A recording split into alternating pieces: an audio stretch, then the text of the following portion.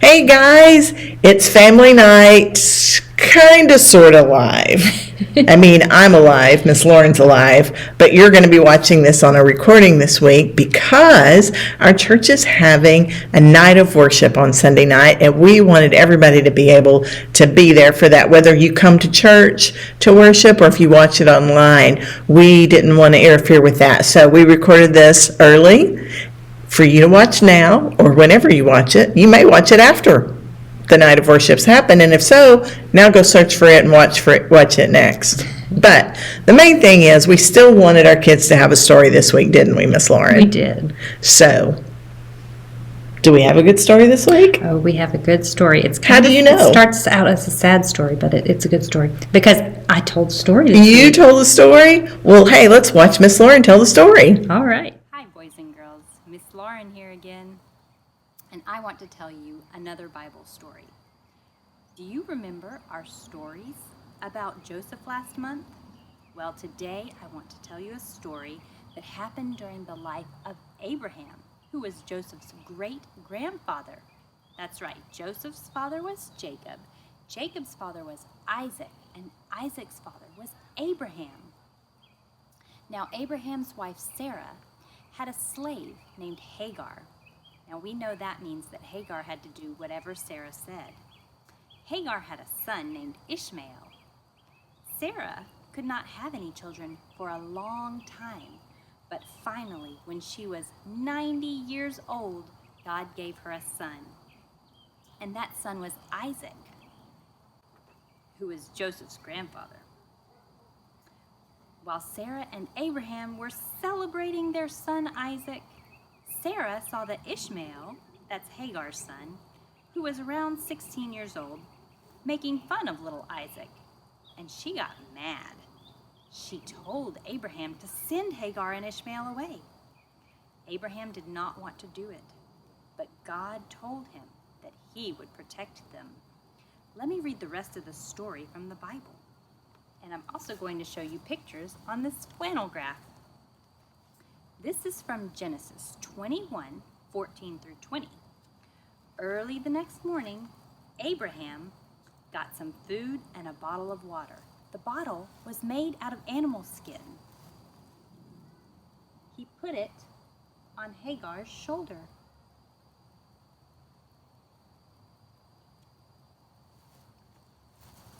Then he sent her away with the boy. She went on her way, and she wandered in the desert of Beersheba. Here's a picture near the area where this happened. It's in the Negev region in today's country of Israel. You can see it is very dry with a few plants. When the water bottle was gone, she put the boy under a bush.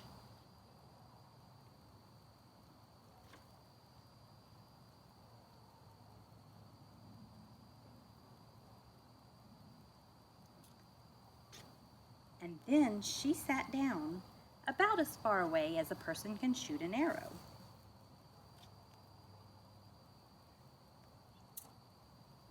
She thought, I can't stand to watch the boy die.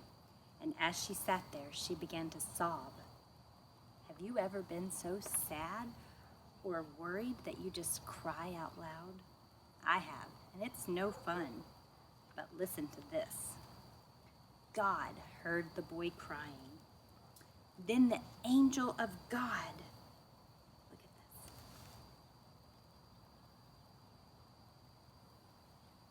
The angel of God called out to Hagar from heaven. He said to her, What is the matter, Hagar? Do not be afraid.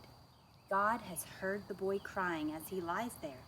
Lift up the boy and take him by the hand. I will make him into a great nation.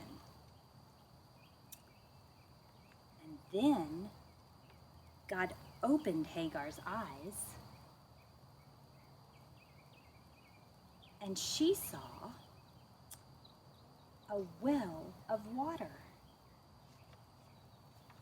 So she went and filled the bottle with water and gave the boy a drink.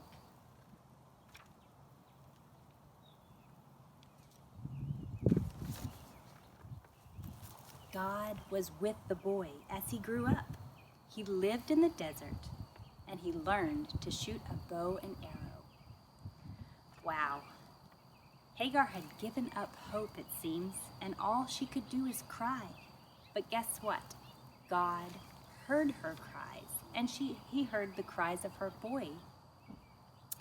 Even though they were not praying or talking to God, he was listening to them, and he was watching over them, and he provided what they needed at just the right time. This reminds me of our memory verse for this month, which is Joshua 1:9. Have y'all learned it yet? Let's see if I can say it. This is my command. Be strong and courageous. Do not be afraid or discouraged, for the Lord is with you wherever you go. And that's what I want you to remember today, boys and girls, that God's got it, and he is listening to you, and he can provide all of your needs. Oh, great story, Miss Lauren. That is sure one that helps us know that God's got it, doesn't it? God's got it. He does. Man, they were alone, and yet God still knew right where they were, what they needed, and God provided. So kids, parents, everyone know that God's got it. Are we going to challenge them with anything this week, Miss Lauren? Yes. I mean, I think we should. We should. And I think that because we know that God is with us and that he is looking out for us and taking care of our needs, I think we need to spend some time in praise and worship this week with our family. Yes. And so I think that's what we'll challenge you to do. You may have already done it at Night of Worship, or you may be planning to. But if you don't, then sometime during the week, spend some time in praise and worship. Yes, Just together as a God, family. Yeah, telling God how much we love him and appreciate him and just are so thankful for all he does for us. Amen. Yes. All right, guys. So remember, we're kind of sort of live this week, but we will be live next week. So don't forget to come back and watch us then. We'll have another story. We're working on some games that we can play interactively and families for you to see and all the good stuff that we normally do. So we love you, and we hope to see you at Night of Worship. If not, we hope to just see your faces however we can. We love you, and see you soon.